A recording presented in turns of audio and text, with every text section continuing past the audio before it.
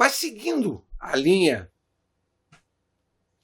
dentro desse contexto de ilusão democrática, essa ilusão democrática ela não se resume ao Brasil. Ela está instalada no planeta, ou em grande parte dele.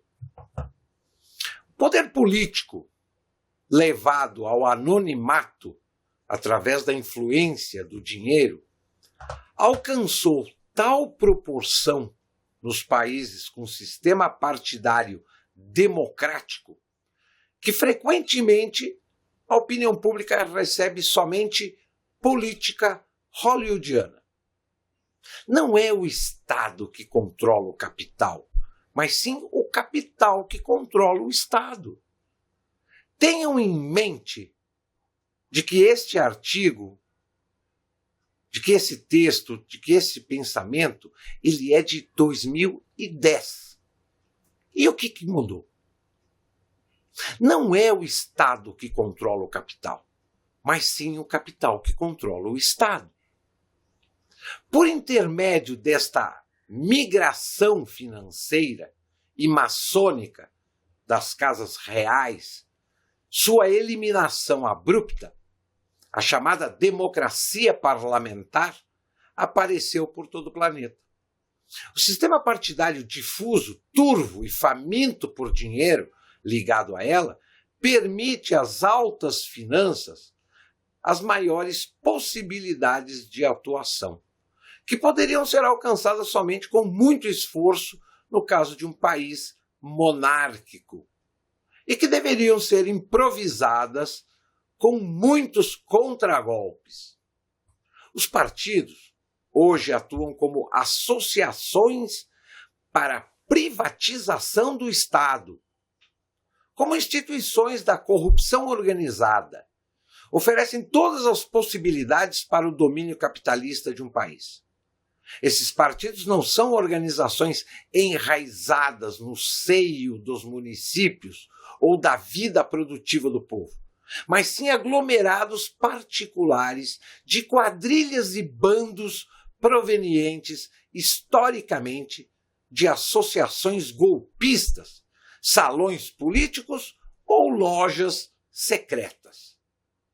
Eles não representam de forma alguma a grande fatia da sociedade de um povo, mas sim aqui e ali um aglomerado de carreiristas e caçadores de cargos, abertos a todo tipo de corrupção através do big money.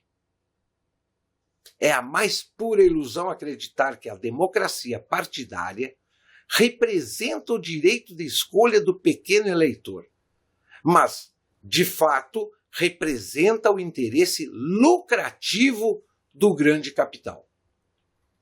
Até onde os políticos representam a vontade popular? Se existem políticos bem-intencionados, por que esses bem-intencionados se misturam em partidos infestados de corruptos e outras excrescências? Por que não denunciam a sujeira em seu próprio partido? Enquanto houver conivência entre homens de bem e aloprados dentro de um mesmo partido, não há muito sentido em participar de eleições da festa da democracia.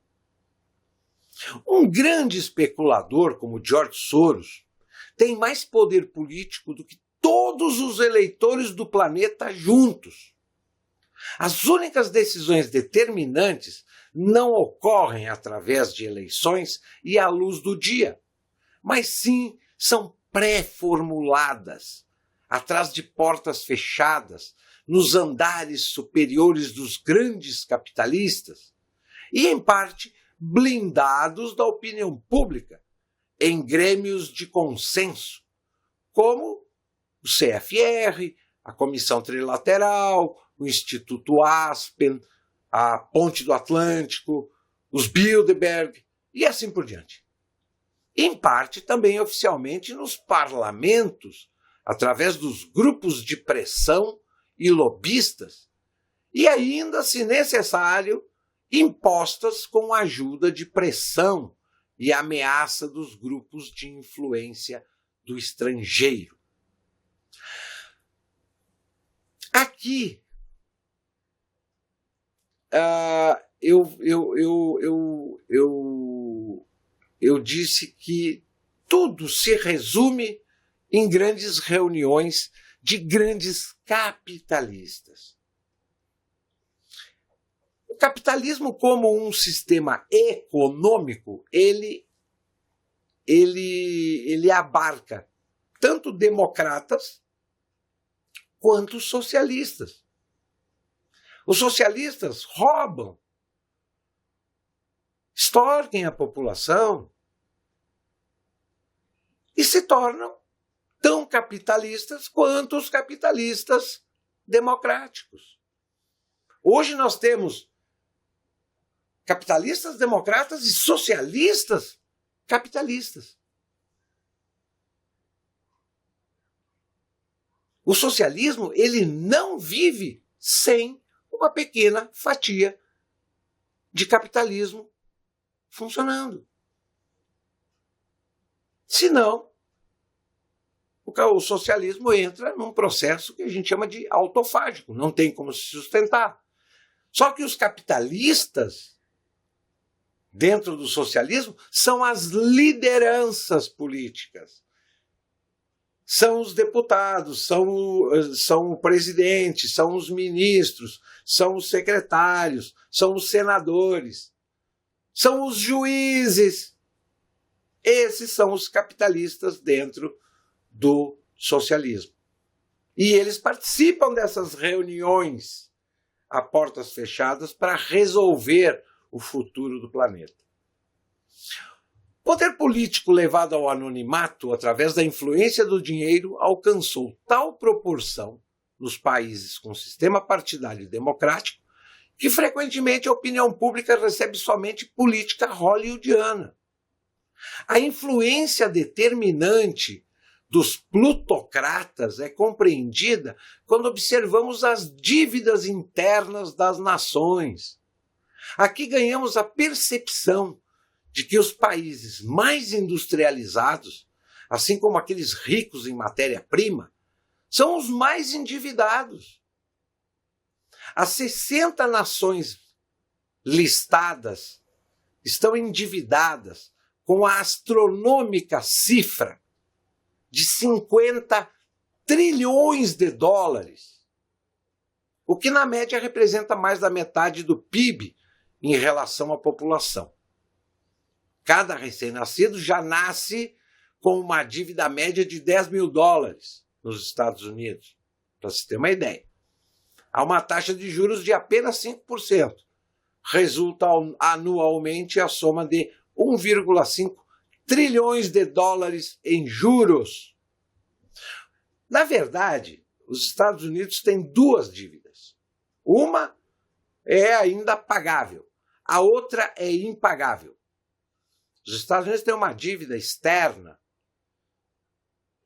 de mais de 200 trilhões de dólares. É impagável. Eles só não se preocupam com a dívida deles porque o sistema financeiro depende do dólar e quem roda o dólar são eles mesmos. Então, já que a dívida é em dólar, eles não estão nem aí para a dívida. Uma soma que não pode ser mais gerada economicamente, mas que deve ser refinanciada através de novos endividamentos. Por exemplo, a OMF deve refinanciar suas obrigações no valor de 70 bilhões em juros. Isso, dados de 2005, há 20 anos atrás, com cerca de 30 bilhões em novos créditos. Um termo bastante utilizado nos anos 20, escravidão pelos juros. É hoje mais atual do que nunca. Quem pode ainda afirmar que essa loucura não tem um padrão, mesmo quando querem nos convencer que nós mesmos somos culpados, pois teríamos vivido acima de nossas condições? A mesma coisa vale para todos os outros países. Para vocês terem uma ideia, há 20 anos atrás, a dívida pública brasileira era de 1,6 trilhões de reais. Em 20 anos, essa dívida aumentou para 8 trilhões e 300 bilhões. Em outros países desenvolvidos e em desenvolvimento, a situação não é diferente da nossa. Para vocês terem uma ideia, um dado da semana passada, a Argentina é o país que mais deve para o FMI. A Argentina conseguiu ser o país mais endividado junto ao Fundo Monetário Internacional. Mais endividado do que países miseráveis lá da África, por exemplo.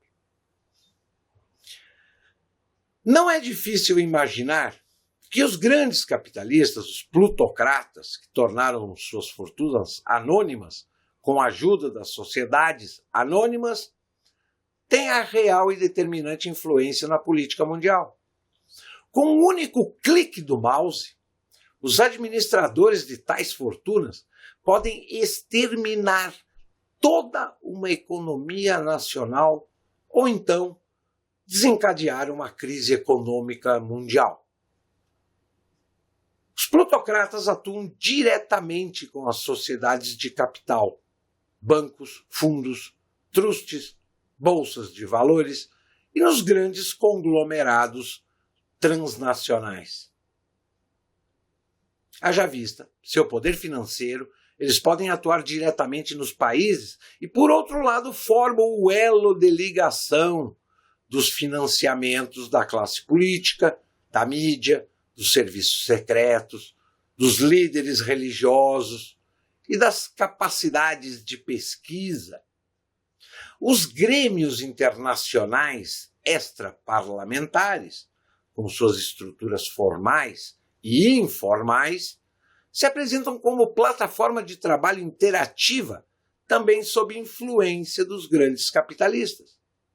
Nestes grêmios internacionais extraparlamentares, são então desenvolvidos concepções políticas, planos e diretrizes.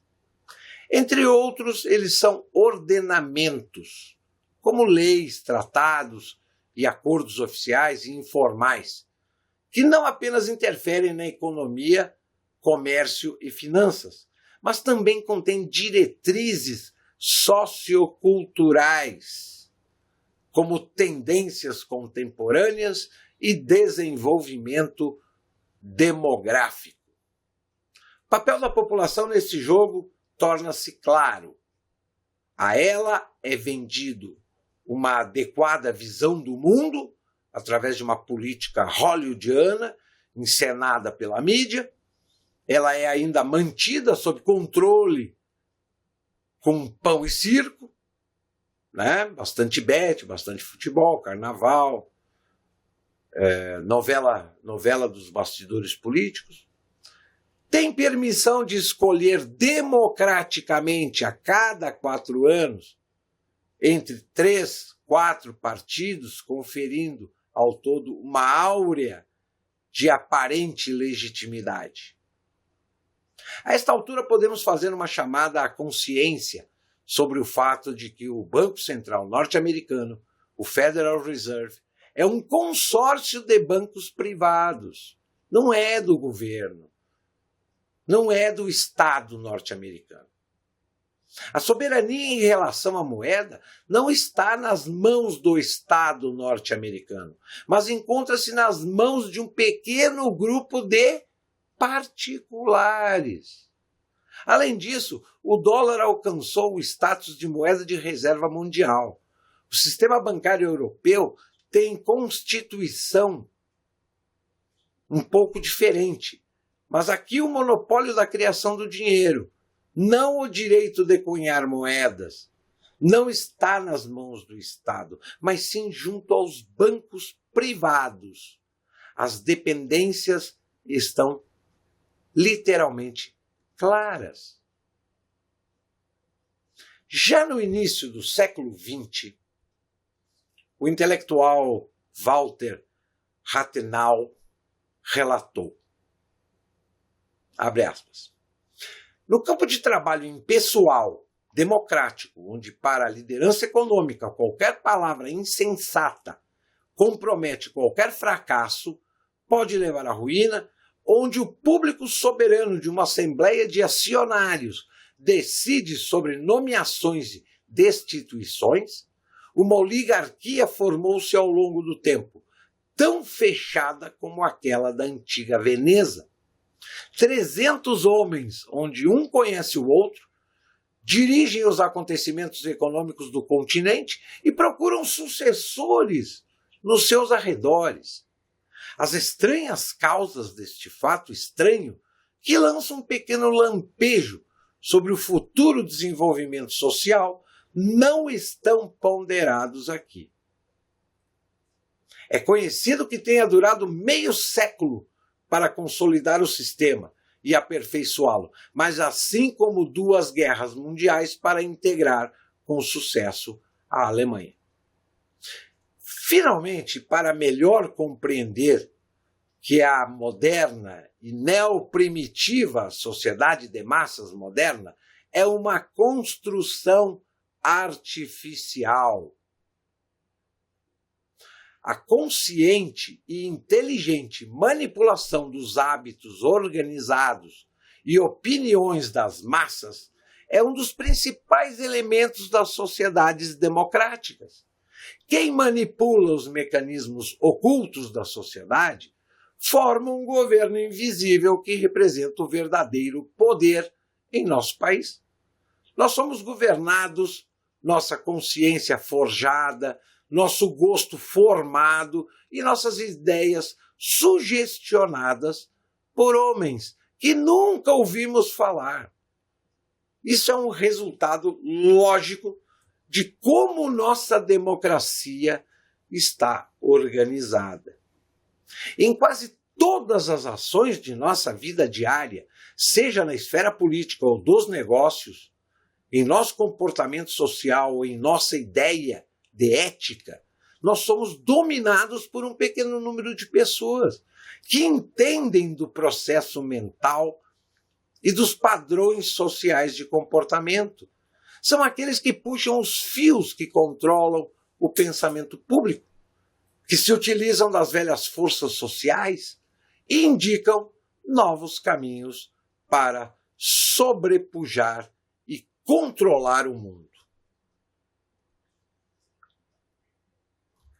Infelizmente, essa é a realidade global dos últimos 30 anos. Ela foi se desenvolvendo lentamente, gradativamente, a partir de 1946, tomou forma e começou a mostrar as suas garras nos anos 90 e hoje parece que ninguém mais enxerga esse cenário de enganação, de corrupção, de dependência, de manipulação. Ninguém enxerga. Todo mundo se resume apenas ao que está embaixo do seu nariz.